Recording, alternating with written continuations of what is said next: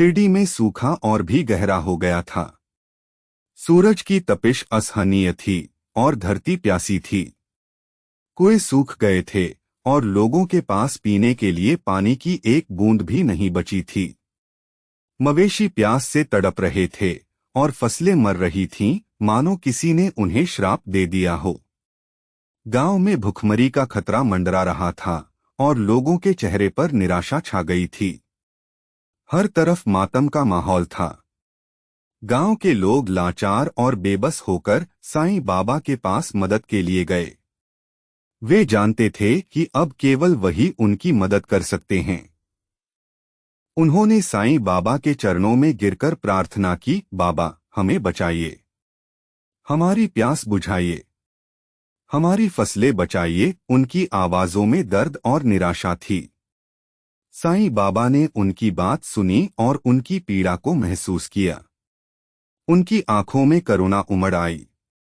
उन्होंने शांत और आत्मविश्वास से कहा, चिंता मत करो, पानी आएगा, सब ठीक हो जाएगा।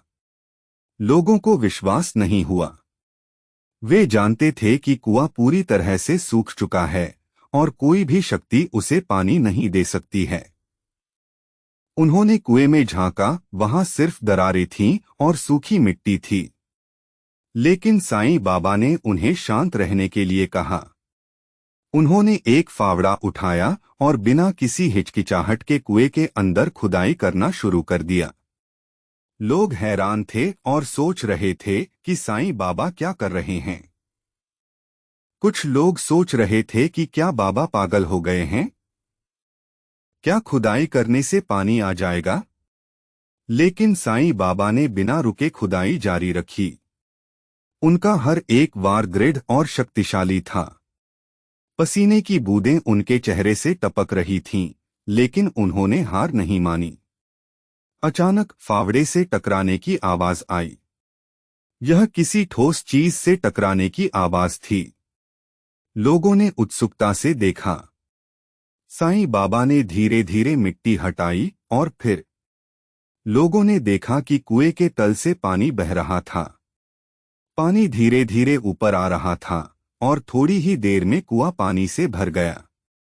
लोग खुशी से चिल्ला उठे। उनकी आंखों में आंसू थे, लेकिन ये आंसू खुशी के थे।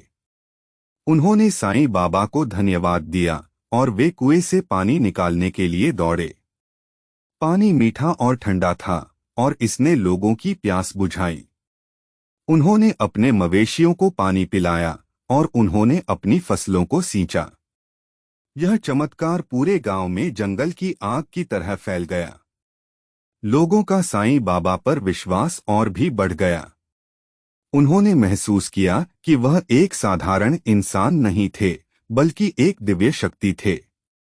वे जानते थे कि साईं बाबा ही उनके रक्षक हैं और वे हमेशा उनकी मदद के लिए मौजूद रहेंगे। लेकिन कुछ लोग अभी भी संदेह में थे। वे सोच रहे थे कि साईं बाबा ने यह चमत्कार कैसे किया। क्या यह सिर्फ एक संयोग था? क्या कोई भूमिगत जल स्रोत अचानक खुल गया? या क्या यह वास्तव में एक चमत्कार था? क्या यह साईं बाबा की दिव्य शक्ति का प्रमाण था?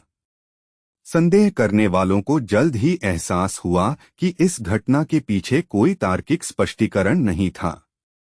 यह निश्चित रूप से एक चमत्कार था और इसने साईं बाबा की महिमा को और भी बढ़ा दिया।